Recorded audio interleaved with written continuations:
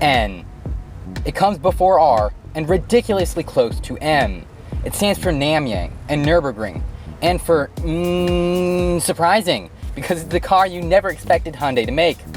Okay, that last one was a bit of a stretch, but basically, this car has a lot to live up to as far as its name goes. It's a new 2019 Hyundai Veloster N. And today I'm going to review this car for you guys.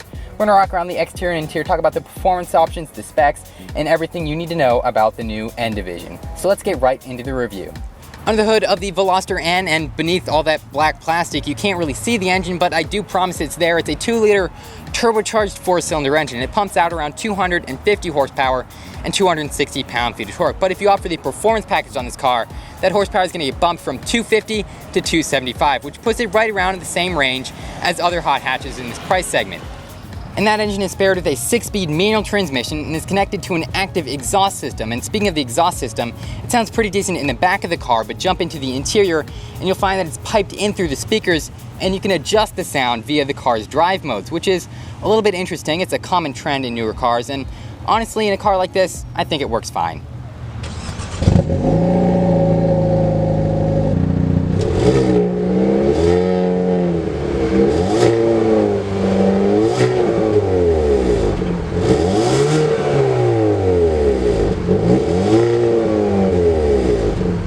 So the Hyundai Veloster was a pretty good looking car to start with, and that was before the N division came in and added a whole host of performance and visual upgrades to the car that we're going to talk about right now. So up in the front of the car, obviously we can see that the front fascia area has been a little bit modified for the Veloster N. We've got some red highlights there and this little vent that shoots air along to the side of the car to reduce drag and things like that.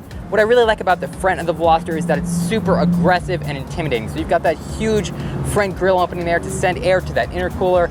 Now on the side of the car, the base Veloster N comes only with 18-inch rims, but if you opt for the performance package on this car, which this particular model does have, those rims are going to get upgraded to 19 inches. And you're also going to get a very nice big brake package that adds obviously these N-branded red calipers right there.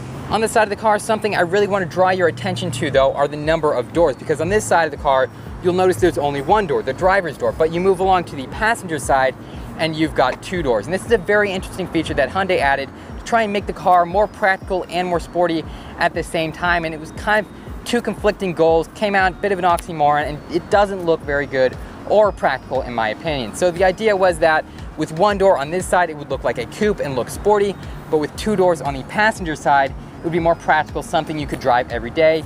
To me, it just sounds like it wouldn't be very practical to make your passengers walk around to the other side of the car every time. Overall, I think maybe it's something I could live with, but not something that I would have chosen. We can move along to the rear of the car now to talk about some of the features back there, because that's where it gets really sporty.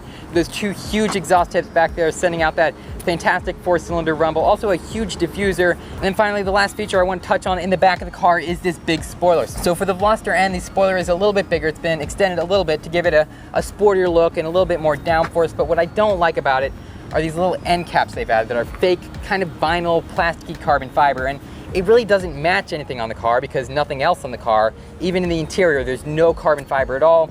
And it's just kind of a fake look, kind of flat, and hopefully they update that in future models because it a little bit ruins the look of the car. But now let's hop in and check out some of the features on the interior. So jumping into the interior of the Veloster N, we can see the same basic design and layout as your base Veloster, but a lot of things have been added to really improve the feel of this interior and improve performance a bit as well.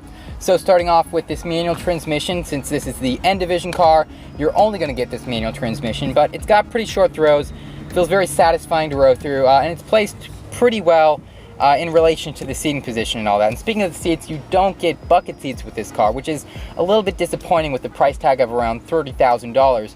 But they are fairly comfortable. They have enormous side bolsters, so I imagine if you did want to track this car, they would hold you in fairly well.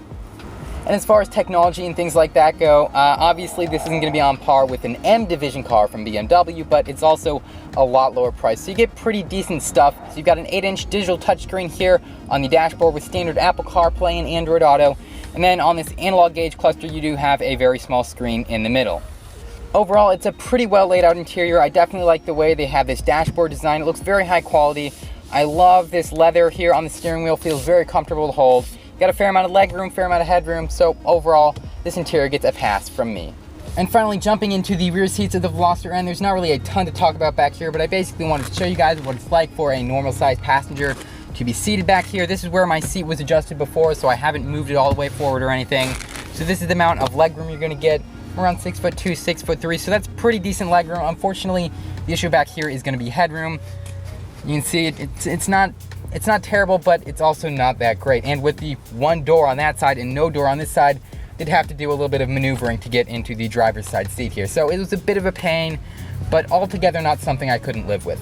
Now, before I finish this review up, I have to give a huge special thanks and shout out to Crown Hyundai here in St. Petersburg, Florida. Everyone here is super nice, and they were able to hook me up with this Veloster N to review for you guys today, so huge thank you to them. I'll leave a link to their inventory below. And if you enjoyed this video, make sure to leave it a thumbs up, comment your thoughts down below, and go ahead and check out my channel if you haven't already, because I've got a ton of exotic supercar and hypercar reviews up. So remember to subscribe, and thanks for watching.